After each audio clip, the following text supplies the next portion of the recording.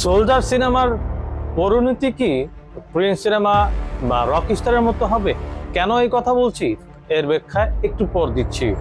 একটি সিনেমা মুক্তি পেতে যাচ্ছে 2026 সালে, যেখানে শাকিব খান নিজে দাবি করেছেন অক্টোবরের দিকে এই সিনেমাটি মুক্তি পাবে। কিন্তু সিনেমাটির নাকি সম্পূর্ণ কাজ অলরেডি প্রায় শেষ, শুধু একটি গানের শুটিং বাকি আছে। সেখানে এই সিনেমার কোনো কলা কৌশল থেকে শুরু করে এই সিনেমার প্রযোজক এবং পরিচালক কাউকেই দেখা যাচ্ছে না এই সিনেমা নিয়ে কোনো ধরনের কোনো প্রচার এই সিনেমাকে নিয়ে প্রচার করছে। এখন মূল কথা হলো, একটি সিনেমাকে নিয়ে সাধারণ দর্শক মহল থেকে শুরু করে সাকিবিয়ানদের মনে অনেক ধরনের কৌতূহল সৃষ্টি করছে, কেননা এই সিনেমাকে নিয়ে ম্যাস পিপল অপেক্ষায় রয়েছে এই সিনেমাটি দেখার অপেক্ষায়। কারণ এই সিনেমাটি রকস্টার বা প্রিন্স গভর্নর হবে না। প্রিন্স ছিল একটা আন্ডারওয়ার্ল্ডের গল্পকে নিয়ে তৈরি করা, আর রকস্টার ছিল একজন সিঙ্গারকে নিয়ে তৈরি করা। যদিও প্রিন্স সিনেমা এবং রকস্টার সিনেমা দুটি ছিল ভিন্ন ধরনের, কিন্তু সোলজার সিনেমাকে নিয়ে সাধারণ ম্যাস পিপলের ভিতরে অনেক আগ্রহ দেখা যাচ্ছে, কেননা এটি একটি দেশপ্রেমিক ঘরানার সিনেমা হবে। সেই ক্ষেত্রে সব ধরনের দর্শকরা এই সিনেমাটি দেখার অপেক্ষায় রয়েছে।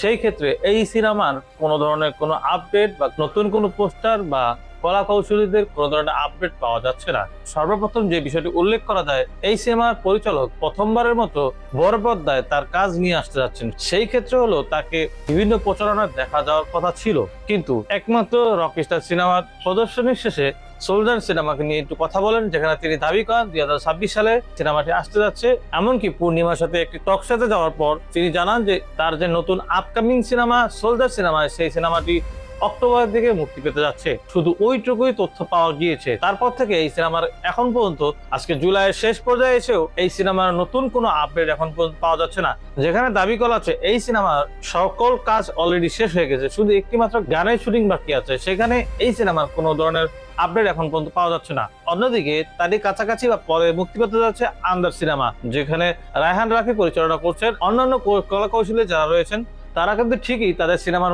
প্রচারণা কিন্তু ঠিকই চালিয়ে যাচ্ছেন। তাছাড়া রায়হান রাফির যে নতুন সিনেমা সুড়ঙ্গ 2 এবং তাণ্ডব 2 যে আপডেট, সেটা কিন্তু বিভিন্ন তার টক শোতে গিয়ে তিনি আপডেট দিচ্ছেন। অথচ সাকিব ফাহাদের প্রথম সিনেমা হওয়ার পরও কোনো ধরনের কোনো আপডেট এখন পর্যন্ত দিচ্ছে না।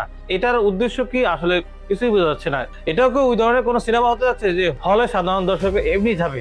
এই ধরনের সাহসিকতা কি দেখাচ্ছে সাকিব খান বা তার টিম? এখন দেখার অপেক্ষা। সবার কথা হলো, সাকিব খান নিজেও দাবি করেন তার ফ্যানদের প্রতি তিনি কৃতজ্ঞ। যদি কৃতজ্ঞ হয়ে থাকে, তাহলে সাকিবিয়ানরা সাকিব খানের কোনো সিনেমা একটু আপডেট জানার জন্য অতুল আগ্রহ হয়ে থাকে, সেখানে এই সিনেমার কোনো ধরনের কোনো আপডেট পাওয়া যাচ্ছে না। এখন দেখার বিষয় শেষ পর্যন্ত কি হয়। আপনারা অনেকে হয়তো বলতে পারেন প্রিন্স সিনেমার হয়তো প্রচার হয়নি, কিন্তু রকস্টারের কিন্তু যথেষ্ট পরিমাণ প্রচার হয়েছে, কিন্তু হয়তো গল্পের ক্ষেত্রে বা ম্যাস পিপলের কাছে হয়তো পছন্দ হয়নি, ওই ধরনের রেসপন্স পাওয়া যায়নি। কিন্তু সোলজার সিনেমার বিষয়টি সম্পূর্ণ আলাদা, যেখানে শাকিব খানকে অনেকদিন পর দেশপ্রেমী একটা সিনেমা খুব গুছালো বা এই সময় সবচেয়ে সেরা। এই সময় সাকিবের যে ক্রেজ চলছে, সেই ক্ষেত্রে বা তার গঠনমূলক কাজের ক্ষেত্রে আশা করা যাচ্ছে যে এই সিনেমাটি ভালো হবে। যেখানে উদাহরণস্বরূপ একটা কথা বলা যেতে পারে, আন্দাজ সিনেমা সম্পূর্ণ কমপ্লিট করার পরে আস্তে আস্তে তাদের আপডেট দেওয়া শুরু করেছে। অথচ সোলজার সিনেমার বিভিন্ন শুটিং এর ক্লিপ কিন্তু অলরেডি ফেসবুকে দেখা যাচ্ছে। সেখানে সোলজার সিনেমার কোনো পোস্টার থেকে শুরু করে যারা অভিনয় করছে তাদের কোনো ধরনের আপডেট এখন পর্যন্ত পাওয়া যাচ্ছে না। এটা সত্যি খুবই হতাশাজনক। তাহলে আজকের মতো বিদায় নিচ্ছি।